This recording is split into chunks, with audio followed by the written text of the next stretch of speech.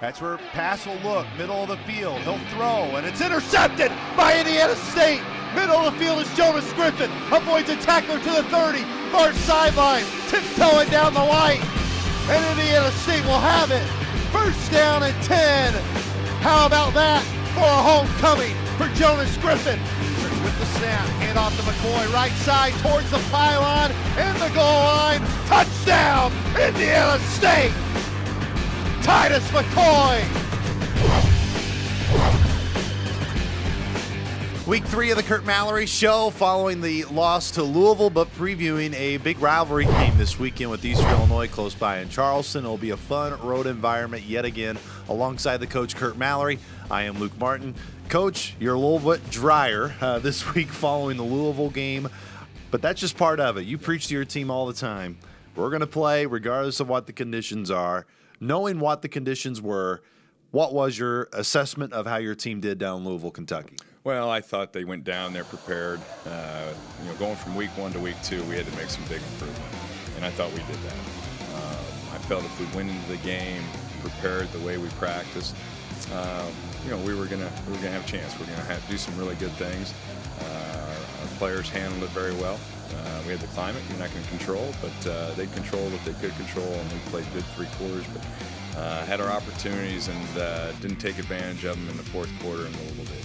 Sometimes when you get into those type of environments, your team may react as, well, let's just get our check and get out of here. We'll deal with that later. That wasn't your team's mindset at all. After each of those delays, 3 delays in total, your team came out and really seemed to be like the instigator in the ball game. You preach that all the time to your guys. Look, I understand the end result is still not what you wanted. You said after the game, we came down here to win. We didn't do it. So there's not going to be a lot of smiling faces on that bus when we head back to Terre Haute. But all in all, did you feel you got out of the game kind of what you wanted to get out of it? Other than not getting the W, I thought there was some improvement we can build on. We looked at the film yesterday and this morning, and, there were some good things. We had our opportunities as they did, just as many, and they took advantage of the opportunity, especially late in the game, and it ended up being the end result. But going forward, as we watched, obviously we made some improvement. Now the big focus, again, you'll hear us say it, is the improvement from week 2 to week 3.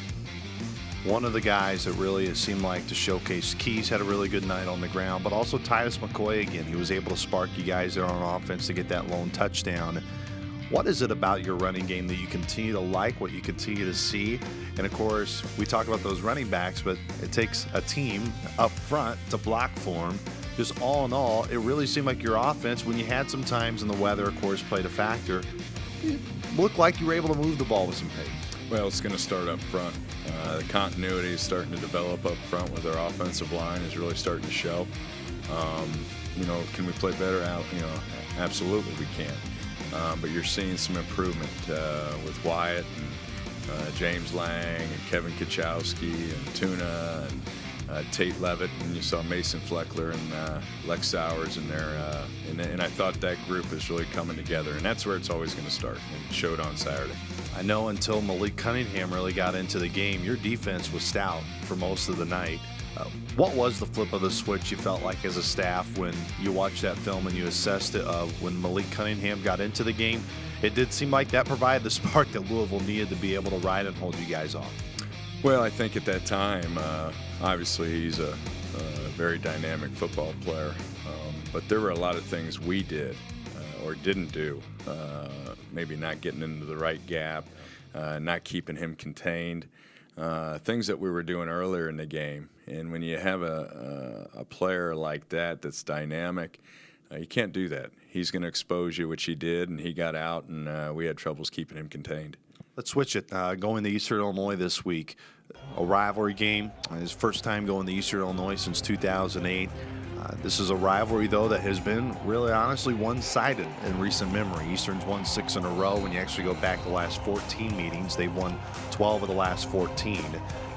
As you head into this week, how important of a week is this, just in terms of knowing this is going to be a team from a similar league, which you have a lot of respect for in the Ohio Valley Conference, but also a week that can be a really good gauge to know what kind of team you have? Absolutely. This is a big game for both programs. Starting with us, obviously our improvement from week 2 to week 3. But this is a big game. It's a big game. It's a rivalry game. There's history involved. And, you know, we're going to have to get back at it tomorrow, get back to focused week, have another good week. And we're playing an awfully good football team Saturday night. We've talked so much about your offense running the football. It's not that you guys don't want to throw it to this point in the season, because I know you really have a lot of confidence in the guys you have at your wide receiver spot. Where do you want to see that part of the offense continue to evolve and continue to grow, specifically this week against Eastern? Well, I continue to build on our running game, grow with our passing game. Obviously, you know, securing the football, I thought we had better ball security than we did in week 2. Week 1 to week 2, I thought we really got better with our ball security. And even with the weather the way it was, you know, we had less balls on the ground in week 2 than we did week 1. And so we've got to continue to take care of the football and control the chains and control the ball. And I think that as we continue to do that, we'll get better and we improve. I think I know how you're going to answer this next question, because you talked about in your weekly press conference this week of you really like the personality of this team. So in essence, as you head into a game like this, you know last year's game was tough to swallow, not just because it was the first game of the year, but in the way it finished. I know this has been a game you guys have been looking forward to for a long time, and I don't necessarily mean you in particular, but your team, and just getting back out there and having a chance to play against them. Knowing you like the personality of your team, I don't think you really have to coach them up much this week to control the emotions. But is there much you got to do to try to make sure it is that slow burn, and you keep that slow burn leading into saving the majority of your energy for when it matters most, and that's Saturday night? Well, you know, the preparation all week long.